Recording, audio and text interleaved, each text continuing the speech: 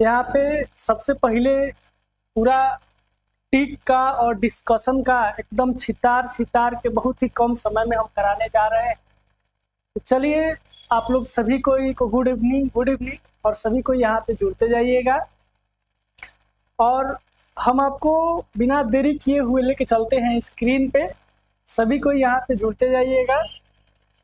चलिए मनी मेहरा, जय भीम सर जी, जय भीम जय भीम।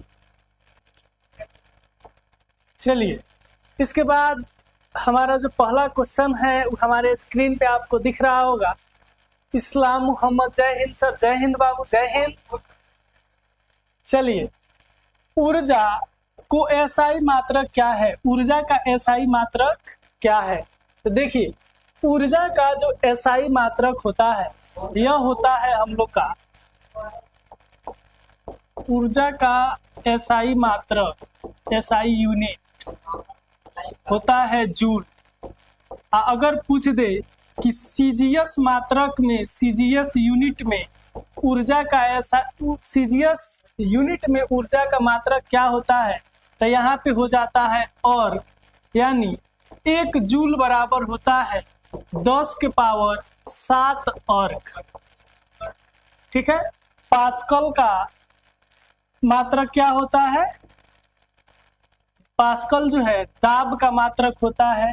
न्यूटन जो है बल का एसआई मात्रक होता है।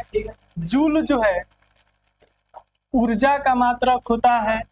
वाट जो है शक्ति का मात्रक होता है। तो यहाँ पे आप कमेंट सेक्शन के माध्यम से बताइएगा इसमें कौन सा ऑप्शन करेक्ट है। चलिए Mukesh Yadav B, sky B, यहाँ पे हमारा बी ऑप्शन ठोकुआ 100% करेक्ट है। इसके बाद है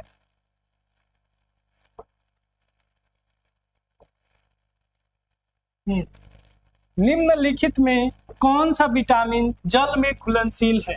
तो देखिए विटामिन ए को की रासायनिक नाम जो होता है ये होता है रेटिनॉल।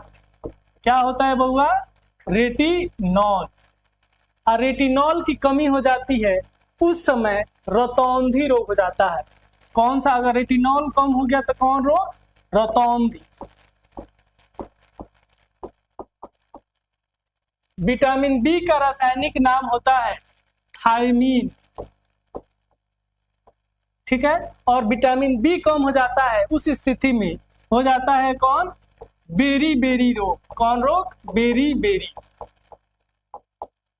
विटामिन डी है, इसका रासायनिक नाम होता है कैल्सीफेरॉल।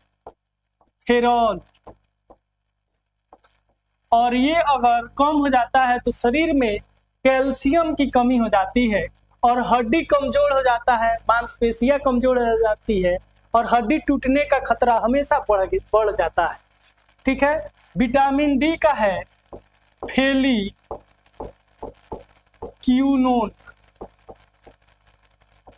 और फेलिक्यूनोन जो होता है ये जो है वसा में यानी फैट में घुलनशील होता है। इसको पानी में घुलाइएगा तो ये नहीं घुलेगा, लेकिन फैट में घुलाइएगा तो ये घुल जाएगा, विटामिन के।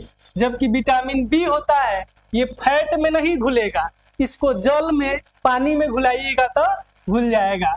यानी ऑप्शन हमारा क्वेश्चन के अनुसार जल में घुलनशील विटामिन, विटामिन बी होता है। बी ऑप्शन 100% करेक्ट है। कुमारी कुमकुम जुड़ गई हैं, बहुत खुशी हो रहा है। 2 का बी। चलिए इसके बाद है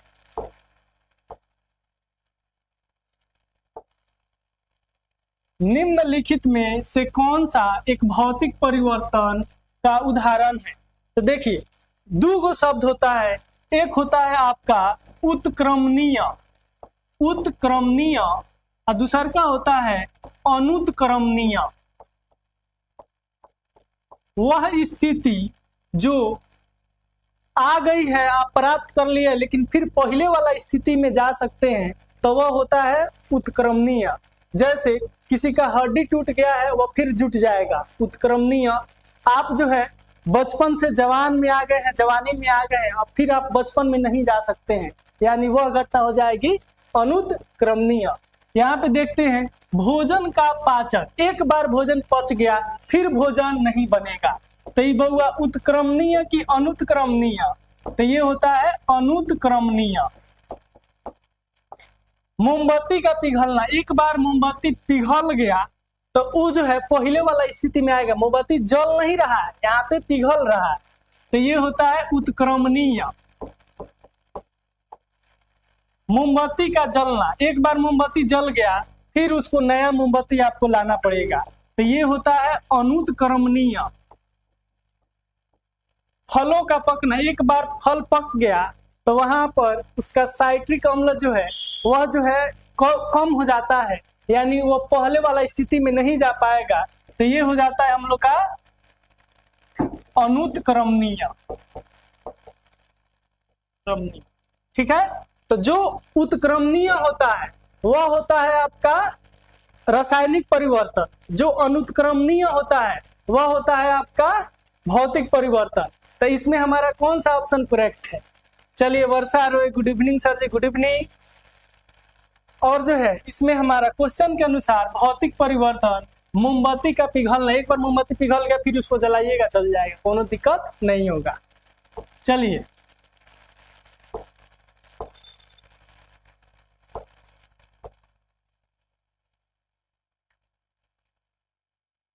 इसके बाद है प्रकाश वर्ष, लाइट ईयर का मात्रक होता है, ए में है दूरी, समय का, बल का, प्रकाश की तीव्रता का। तो देखिए, एक प्रकाश वर्ष बराबर होता है 9.46 इंटू 10 के पावर 14, ठीक है, 10 के पावर 14 किलोमीटर। ठीक है, एक लाइट ईयर का अर्थ होता है 9.46 गुना 10 के पावर 14 किलोमीटर। तो यहाँ पे लाइट ईयर देख के, प्रकाश वर्ष देख के आपको ये मत समझ लेना है कि ये समय का मात्रक है, वर्ष भले है लेकिन इसका किमी में, दूरी में मापने के लिए किया जाता है। जब दो पिंडों के बीच जो है, खगोलीय पिंडों के बीच जो है दूरी बहुत अधिक होती है, तो वहां पे हम सेंटीमीटर, मीटर, किलोमीटर में नहीं मापते हैं, वहां पे प्रकाश वर्ष में माप देते हैं, यानी ये बड़ी मात्रक है। तो यह हम लोग का हो जाता है दूरी का मात्रक। एक और पूछता है पारसेक किसका मात्रक है? तो पारसेक भी हम लोग का होता है दूरी का मात्रक। पारसेक भी होता है किस चीज का? तो दूरिये का एक लंब जो है बड़ी मात्रक होता है, यानी 15 का ए जो है पूरी तरह से करेक्ट है। चलिए, माँ बेटे के लिए सेब लाई में कौन सा कारक होता है? तो कारक होता है बहुआ 7 गो, और 7 को यहाँ पे देख लीजिएगा, क्या है कि इसमें से एगो क्वेश्चन आता ही है। तो देखिए, पहला कारक होता है कर्ता, चिन्ह होता है ने, कर्ता ने। दूसरा होता है कर्म, कर्म को।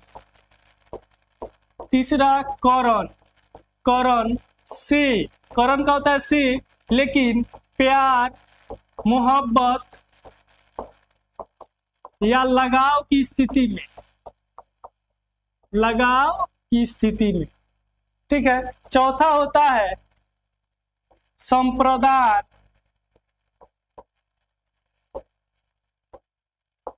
के लिए। पांचवा होता है अपादान से, यहाँ पे होता है से का प्रयोग जो है अलगाव या जुदाई को दिखाने में प्रयोग किया जाता है। संबंध का के की। इसके बाद सातवां होता है अधिकरण। अधिकरण कारक का संकेत होता है में या पर। ठीक है, तो अब इसके अनुसार हम लोग तय करेंगे। इसका आप एक स्क्रीनशॉट ले लीजिएगा। बोल रहा है कि माँ बेटे के लिए सेब लाई, तो यहाँ पे के लिए, तो के लिए का क्या होता है कारक? संप्रदान। तो हम लोग का क्या हो जाएगा? करण कारक, संप्रदान कारक, अपदान कारक, कर्म कारक। यहाँ पे हमारा बी ऑप्शन सबका करेक्ट है, संबोधन नहीं होगा कुमारी कुमकुम बाबू, बी होगा। संबोधन होता है हे, अरे, अहो, अजी, तो उसका इसमें प्रयोग नहीं है।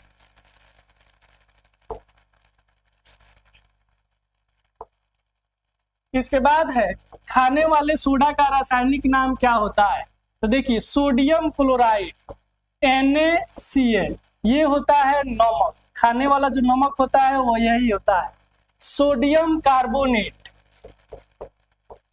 Na2CO3 इंटू 10H2O, ठीक है, इसको कहते हैं धोवन सोडा। कौन सोडा है? धोवन सोडा। इसका जो है साफ सफाई में, कपड़ा धोने में किया जाता है। इसके बाद होता है सोडियम सल्फेट Na2SO4, ये जो है सोडियम सल्फेट किसी वस्तु को सुखाने के लिए, अगर कोई वस्तु को सुखाना है तो सुखाने के लिए ये एक एजेंट के रूप में कार्य करता है। क्या किसके रूप में कार्य करता है बउआ? एजेंट के रूप में कार्य करता है,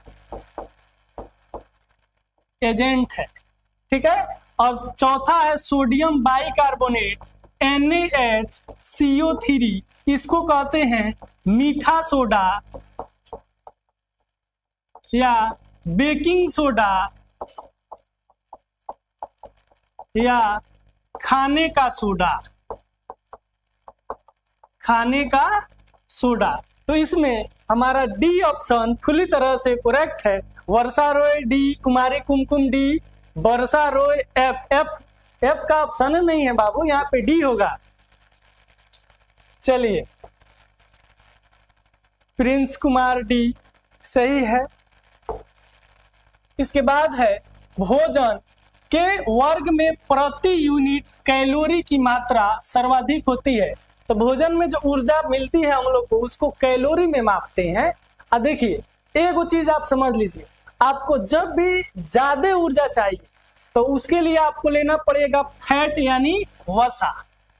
वसा लीजिए, आपको ज्यादा ऊर्जा मिलेगा, लेकिन आप वसा को बहुत अधिक मात्रा में नहीं ले सकते हैं, आपका पाचन तंत्र खराब हो जाएगा, ठीक है। आपको लंबे समय के लिए ज्यादा ऊर्जा चाहिए तो आपको लेना पड़ेगा कार्बोहाइड्रेट। लेकिन आपको यहाँ पे क्वेश्चन के अनुसार पूछ रहा है कि किसमें प्रति यूनिट कैलोरी की मात्रा, माने किसमें ज्यादा ऊर्जा की मात्रा होती है। तो ये ज्यादा ऊर्जा हम लोग का वसा में होता है, ठीक है। और लंबे समय के लिए अगर चाहिए तब हमको कार्बोहाइड्रेट लेना पड़ेगा। इसके बाद है गेहूं में लगने वाला रोग निम्नलिखित में कौन सी है? तो यहाँ पे खैरा रोग, खैरा रोग जो होता है ये धान में होता है। धान में जब जिंक की कमी हो जाती है, जस्ता जो है कमी हो जाती, जस्ता जो पोषक तत्व है ये कम हो जाता है, तो खैरा रोग हो जाता, खैरा रोग हो जाता है।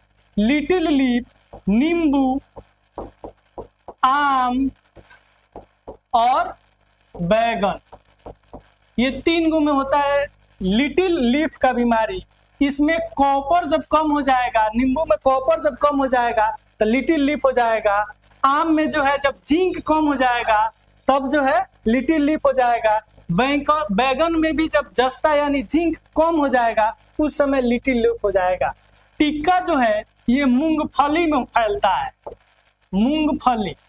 ये किसी के कमी के कारण नहीं होता है, इसमें होता क्या है कि कवक यानी फंगस जो है वही इसको फैलाता है, कवक के कारण होता है मूंगफली में टिक्का रोग, ठीक है। और करनाल बंट जो है ये गेहूं में होता है और ये भी कवक के कारक होता है, ये सूक्ष्म जीव जो होता है कवक के कारण। यानी हमारा बी ऑप्शन पूरी तरह से निधि कुमारी करेक्ट है। चलिए आगे बढ़ते हैं।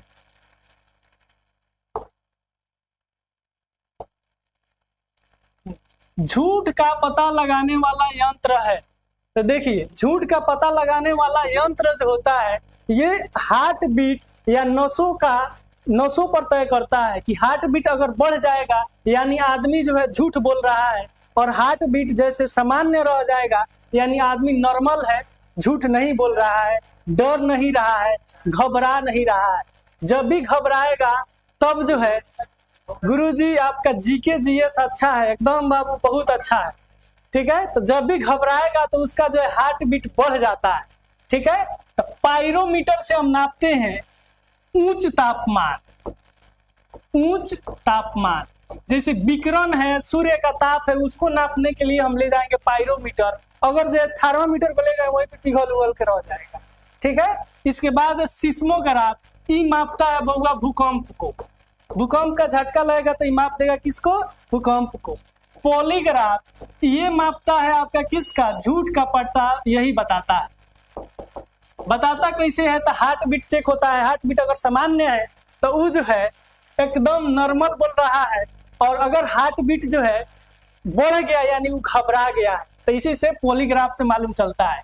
फोनोग्राफ, पहले के जमाने में फोनोग्राफ का बहुत बढ़िया से प्रयोग होता था, अब नहीं होता है। किसी के बात को रिकॉर्ड करना रहता है, जो कोई अपना होता है उससे दूर होकर जुदा होकर जाता है, तो उसका बात को क्या करता है? रिकॉर्ड करके लेके जाता था और बाहर रह के उसको सुनता था और उसको बार बार याद करता था। यानी फोनोग्राफ जो है ये ध्वनि को रिकॉर्ड करने के लिए, ध्वनि के को रिकॉर्ड और फिर बाद में सुनने के लिए, पहले के जमाने में होता था, अब ऐसा नहीं। Shravan Kumar, good evening sir. Good evening बाबू। यानी हमारा जो है सी ऑप्शन ठोकुआ 100% करेक्ट है। कुमारी कुमकुम, सी इज राइट। इसके बाद है पोमोलॉजी में अध्ययन किया जाता है। तो देखिए पुष्प का अध्ययन, सबसे पहले पोमोलॉजी को समझ लेते हैं। फल का अध्ययन कहलाता है हम लोग का पोमोलॉजी। पक्षियों का अध्ययन, पक्षियों का अध्ययन ओर्निथोलॉजी। ओर्निथोलॉजी, ओर्निथोलॉजी में पक्षियों का अध्ययन किया जाता है। मधुमक्खी पालन का अध्ययन, देखिए मधुमक्खी पाल रहे हैं तो सेरिकल्चर है, में कोनो झूठ नहीं, लेकिन मधुमक्खी पालन का अध्ययन करने जा रहे हैं तो उस समय हो जाता है मेटालोलिनोलॉजी, मेटोलिनोलॉजी, ठीक है। अब पुष्पों का अध्ययन तो एक्टियोलॉजी, एक्टियोलॉजी। तो यहाँ पे पूछ रहा है कि फलों, अब देखिए पुष्प को अगर आप खेती कर रहे हैं, पुष्प उत्पादन कर रहे हैं तो फ्लोरिकल्चर हो जाएगा, लेकिन उसका अध्ययन करने जा रहे हैं तो एक्टियोलॉजी। मधुमक्खी का पालन कर रहे हैं तो सेरिकल्चर, लेकिन अध्ययन कर रहे हैं तो मेटिलोनोलॉजी, ठीक है, मेटिलिनोलॉजी, ठीक है। फलों का अध्ययन कर रहे हैं तो पोमोलॉजी, पक्षियों का अध्ययन कर रहे हैं तो ऑर्निथोलॉजी। यानी हमारा क्वेश्चन के अनुसार बी ऑप्शन पूरी तरह से करेक्ट है।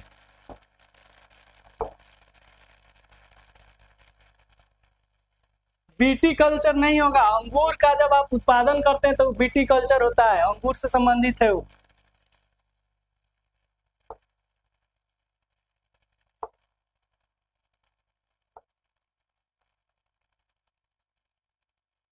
देखिए इसके बाद है प्राश्रव्य तरंग की आवृत्ति होती है। तो देखिए तरंग जो होता है सबसे पहले दो गो होता है, अनुदैर्घ्य, अनुप्रस्थ, लेकिन यहाँ पे हम ध्वनि तरंग की जब बात करेंगे तो तीन गो। एगो होता है आपका श्रव्य तरंग, और दूसर का होता है ना, पहिल का होता है अश्रव्य तरंग, दूसर का होता है श्रव्य तरंग, तीसर का होता है पराश्रव्य तरंग।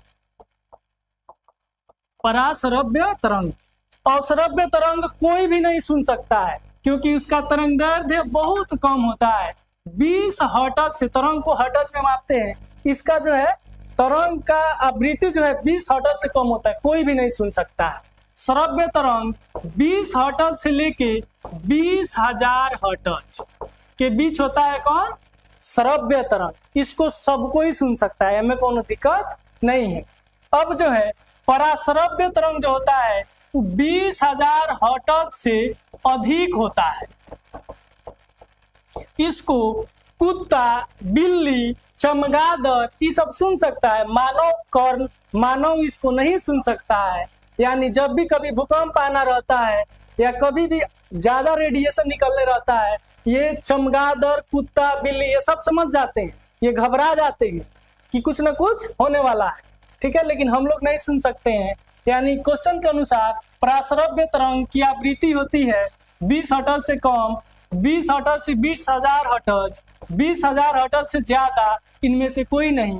तो हमारा कुमारी कुमकुम बी ऑप्शन ठोकुआ 100% करेक्ट है। बिहार पुलिस का एग्जाम डेट आ गया। चलिए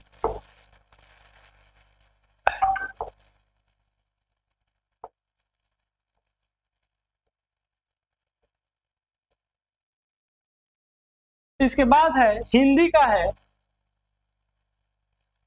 शत्रु का पर्यायवाची शब्द क्या होता है।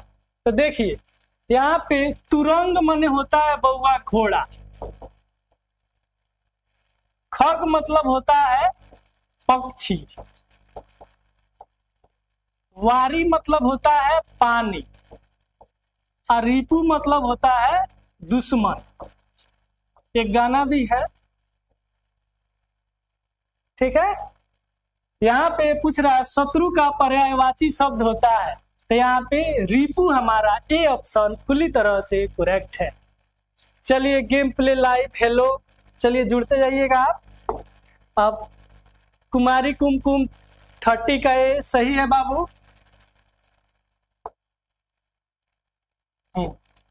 एक नवजात में हड्डियों की संख्या लगभग होती है।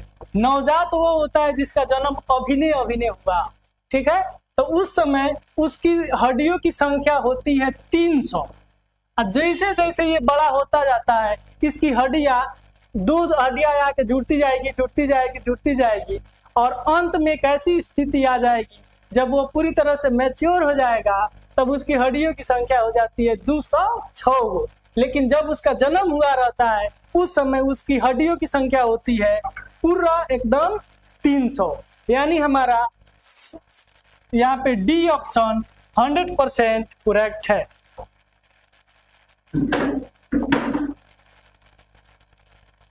लाली कुमारी डी ऑप्शन 300 हड्डी होता है। वहां पे सी था तो आप भी देख के सी मार दी। चलिए उदासीन घोल का पीएच का मान होता है, यही है आपका पीएच स्केल। पीएच स्केल में यहाँ पे होता है 7। इधर जाइएगा तो अम्लीयता क्या होगा, बढ़ेगा, अम्लीयता बढ़ेगा, ऊपर जाएगा। और अगर इधर जाइएगा तो क्षारीयता बढ़ेगा, क्षारीयता बढ़ेगा, ठीक है। और अगर 7 पे एकदम रहिएगा तो वहां पे क्या होगा, पीएच का मान एकदम ना अम्लीय रहेगा ना क्षारीय रहेगा, यानी उदासीन रहेगा। तो यहाँ पे उदासीन घोल का मान क्या हो जाएगा, तो ये ऑप्शन पूरी तरह से करेक्ट है।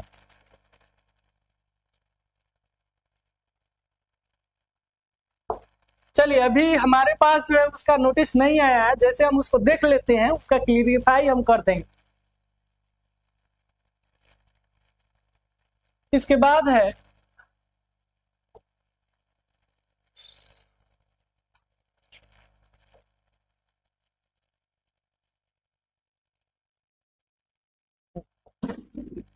अकल पर पत्थर पड़ना मुहावरे का अर्थ क्या है। बुद्धि से काम न लेना, बहुत थक जाना, बहाना बनाना, अत्यधिक क्रोध करना। यानी बुद्धि से काम न लेना, यानी अकल पे पत्थर पड़ गया है, आप अकल का इस्तेमाल नहीं कर रहे हैं, दिमाग का इस्तेमाल नहीं कर रहे हैं, ये होगा बाबू यहाँ पर। इसके बाद है पारद थर्मामीटर के आविष्कारक कौन है। ए में है गैलीलियो, बी में फॉरेनहाइट, सी में है न्यूटन, डी में है प्रिस्टे। गैलीलियो ने जो है दूरबीन का खोज किया था, ठीक है। टेलीस्कोप जो होता है उसी का खोज किए थे गैलीलियो। लेकिन कोपरनिकस ने जब सौर मंडल का खोज किया था उस समय गैलीलियो ने ही उसकी सत्यता की थी कि ना कोपरनिकस बोल रहा है वो सही है, ठीक है। तो कोपरनिकस जब सौर मंडल का खोज किया था तो किसने इसकी सत्यता की थी, गैलीलियो ने की थी। इसके बाद है फॉरेनहाइट। फॉरेनहाइट जो है थे ये किए थे पारद थर्मामीटर का खोज, जिसको आधुनिक थर्मामीटर भी कहते हैं। पारद थर्मामीटर को क्या कहते हैं बउआ, आधुनिक थर्मामीटर। थर्मामीटर ठीक है। न्यूटन की गति के 3 गो नियम दिए थे, गति के 3 नियम और गुरुत्वाकर्षण का नियम, तो आकर्षण का नियम, ये इंपोर्टेंट है, एग्जाम में पूछता भी है। प्रिस्टले ने ऑक्सीजन का खोज किया था, O2 का, और उस समय कहा था कि ऑक्सीजन के बिना कोनो पदार्थ नहीं जल सकता है। तो केमिस्ट्री के जो जनक थे लेवेसिए साहब, वो कहे थे कि ठीक है नहीं जल सकता है, तो जर्कोनियम जो है उसको जो है जलने के लिए ऑक्सीजन नहीं चाहिए। तो वहां पे प्रिस्टले ने कहा था कि ये अपवाद है, ठीक है। तो ऑक्सीजन के बिना कौन नहीं जलता है? जर्कोनियम। ऑक्सीजन का खोज प्रिस्टले। फ़ारेनहाइट किसका खोज किए थे? तो पारद थर्मामीटर का। न्यूटन कौन कौन नियम दिया था? तो गति के 3 गो नियम, गुरुत्वाकर्षण का नियम। गैलीलियो ने किसका खोज किया था? तो दूरबीन का। उसके बाद जो है कोपरनिकस किसका खोज किया था? तो सौर मंडल का। उसकी सत्यता किसने की थी? तो गैलीलियो ने। क्वेश्चन के अनुसार हमारा पारद थर्मामीटर के आविष्कारक हैं, तो यहाँ पे गैलीलियो, और बी में है फ़ारेनहाइट, तो फ़ारेनहाइट पूरी तरह से करेक्ट है।